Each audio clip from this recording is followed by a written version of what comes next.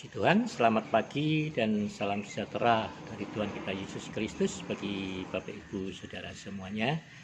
Pagi ini saya ingin mengajak Bapak Ibu untuk membaca di dalam Alkitab kita, di dalam Injil Yohanes pasal yang ke-16, ya, di dalam Injil Yohanes pasal 16, dimulai ayat yang ke-6, ya.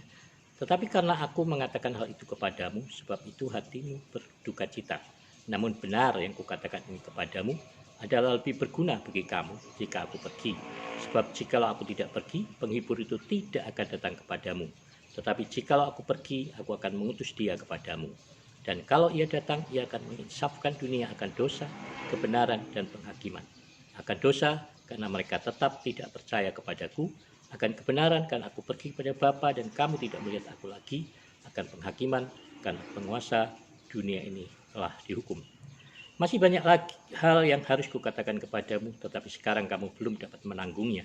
Tetapi apabila ia datang, yaitu roh kebenaran, ia akan memimpin kamu ke dalam seluruh kebenaran, sebab ia tidak akan berkata-kata dari dirinya sendiri, tapi segala sesuatu yang didengarnya, itulah yang akan dikatakannya, dan ia akan memberitakan kepadamu hal-hal yang akan datang.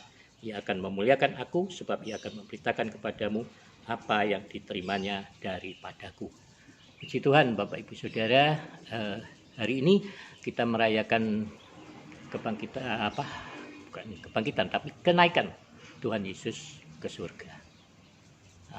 Firman Tuhan tadi mengatakan kepada kita bahwa saat Yesus mau meninggalkan murid-muridnya, dia mengajar mereka bahwa adalah lebih berguna jika Yesus pergi kembali kepada Bapa. Saya percaya perkataan ini tentu sulit dimengerti oleh murid-murid Tuhan. Mereka lebih senang bersama-sama dengan Tuhan. Mereka merasa mereka aman, tenang, tentram, diberkati saat mereka dekat dengan Tuhan. Tapi memang adalah lebih berguna jika Yesus kembali kepada Bapa. Di dalam fisik sebagai manusia, Yesus tidak dapat mendampingi mereka selama-lamanya. Karena di dalam fisik manusia ini ada keterbatasan.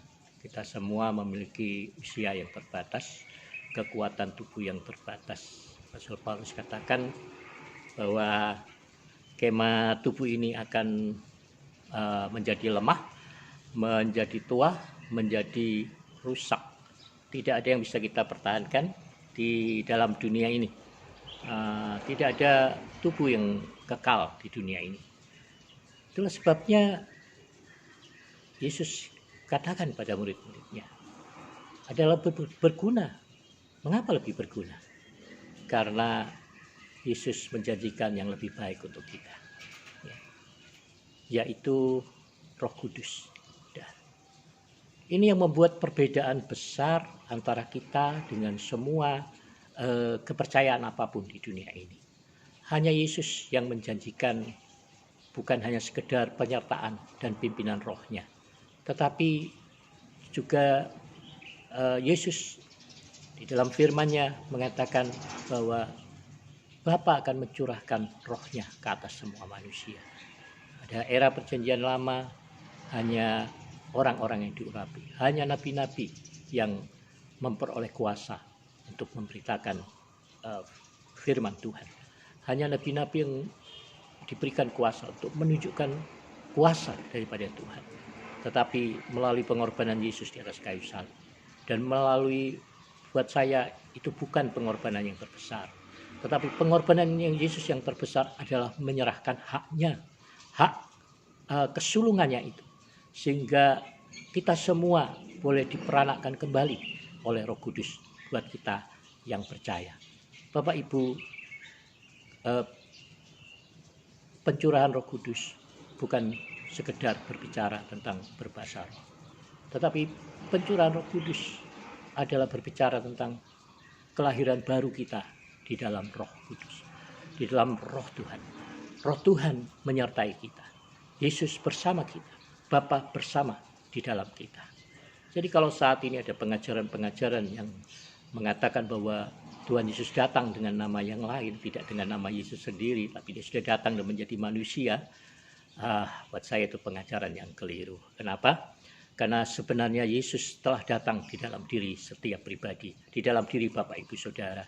Saudaralah yang memiliki pengurapan Kristus saat ini.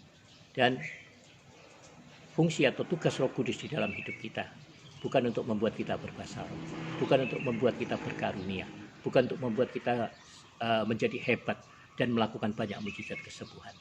Itu memang bentuk karunia karena Roh Kudus. Tapi tugas utama yang Roh Kudus di dalam hidup kita adalah untuk memimpin kita ke dalam seluruh kebenaran. Tugasnya adalah untuk menolong, mengajar kita, memperlengkapi kita agar kita mengerti kehendak Bapa dan mengerjakan kehendak Bapa di dalam hidup kita. Agar semua kita boleh menjadi pernyataan kuasa Tuhan. Seperti bulan yang memantulkan sinar matahari. Bulan tidak mempunyai sinarnya sendiri, tetapi dia memantulkan cahaya matahari ke dunia ini. Demikian juga dengan kehidupan kita, Bapak Ibu. Kuasa itu bukan ada pada kita, tetapi setiap kita mencerminkan kemuliaan Tuhan. Setiap kita memantulkan atau mencerminkan kemuliaan Yesus. Yesus ada di dalam diri saudara. Bapa ada di dalam diri saudara. Roh Kudus menyertai saudara kemanapun saudara pergi. Tapi buat saya, ciri orang yang dipenuhi Roh Kudus hanya satu. Hidupnya akan terus berjalan dalam kebenaran. Hidupnya akan terus bertumbuh di dalam pengenalan akan Tuhan. Hidupnya akan dipenuhi oleh kasih Tuhan.